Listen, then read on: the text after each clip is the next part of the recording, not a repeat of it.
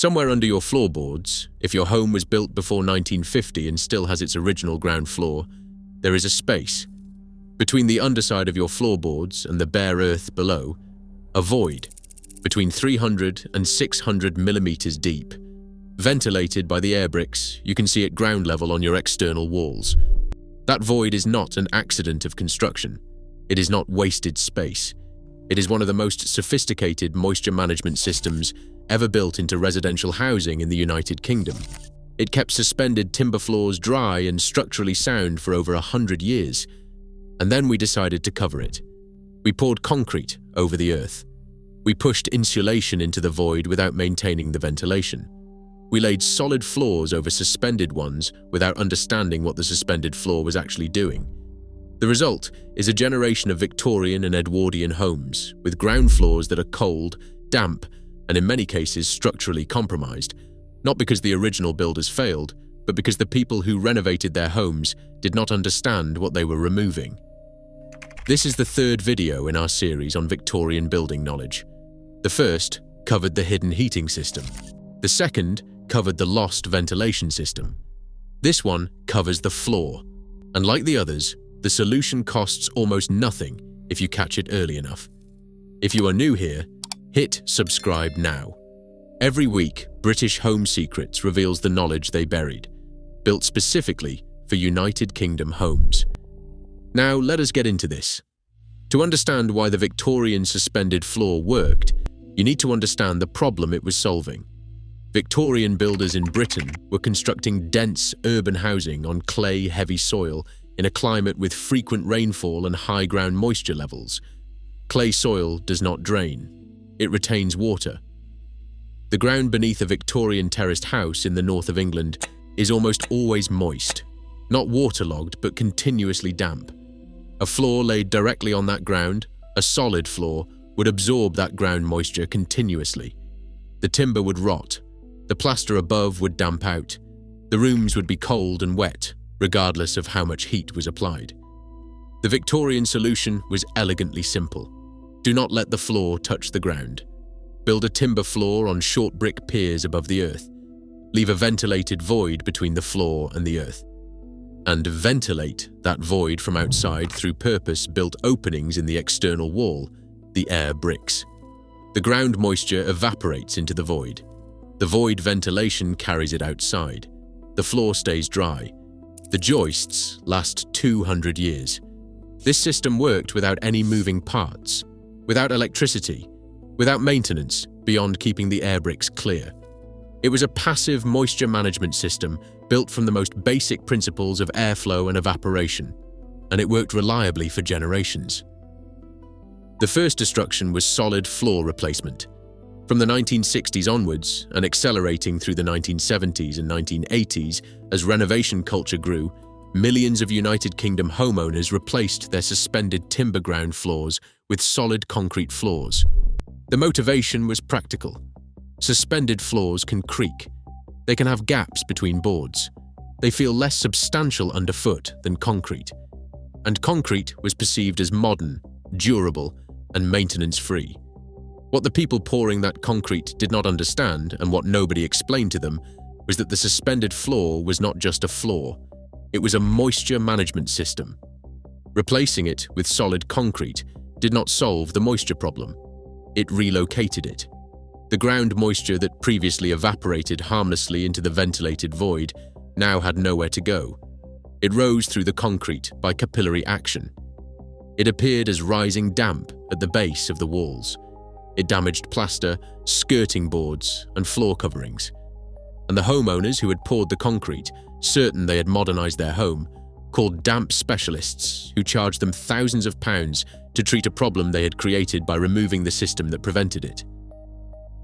The second destruction was insulation pushed into the void without maintaining ventilation. As energy efficiency became a priority in the late 20th century, many homeowners and housing associations insulated under suspended timber floors by pushing mineral wool or rigid insulation boards between the joists from above. The principle was sound. Insulating the floor reduces heat loss. The execution was frequently wrong. Insulation pushed tightly into the joist bays from above blocks the airflow through the void beneath the floor. The air bricks still exist. The void still exists, but the air can no longer move through the space between the insulation and the earth below in the way it needs to carry moisture away. The result is a floor that is thermally better, but worse for moisture. The joists that were previously dry begin to accumulate moisture. Wet rot follows. The correct method for insulating a suspended timber floor maintains the ventilation pathway. Insulation is fitted between the joists, but not packed tightly to the underside of the floorboards. A gap, typically 50 millimeters, is left between the top of the insulation and the underside of the floorboard. This gap allows air to continue moving through the joist bays even when insulation is present. It is a detail that appears in building regulations guidance. It is a detail that is routinely missed in practice. The third destruction was the blocking of the internal sleeper walls. Victorian suspended floors are not supported by the external walls alone. They rest on a series of low internal walls, called sleeper walls, built from brick or block, typically 3 to 4 courses high, running parallel to the joists at intervals of approximately 1.5 to 2 meters. These sleeper walls are not solid. They were built with gaps, open courses or honeycomb brickwork that allow air to move laterally through the underfloor void from one section to another. When the void is working correctly, air enters through the air bricks on one side of the house, moves through the gaps in the sleeper walls, and exits through the air bricks on the other side. This creates cross-ventilation throughout the entire underfloor space.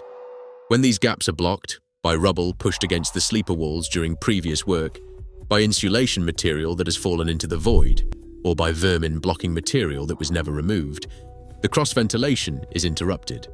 Sections of the void become stagnant, moisture accumulates, joist rot begins. Here is how to assess the condition of your suspended floor right now without lifting a single board. The first test is the bounce test.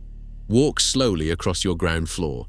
A healthy suspended floor on sound joists has a slight spring, a barely perceptible give that comes from the natural flex of timber under load. A floor that bounces noticeably, that deflects visibly when you walk on it, or that has sections that feel softer than others, is telling you that the joists beneath are compromised. The bounce test identifies advanced joist degradation. It does not identify early-stage moisture accumulation. For that, you need the second test.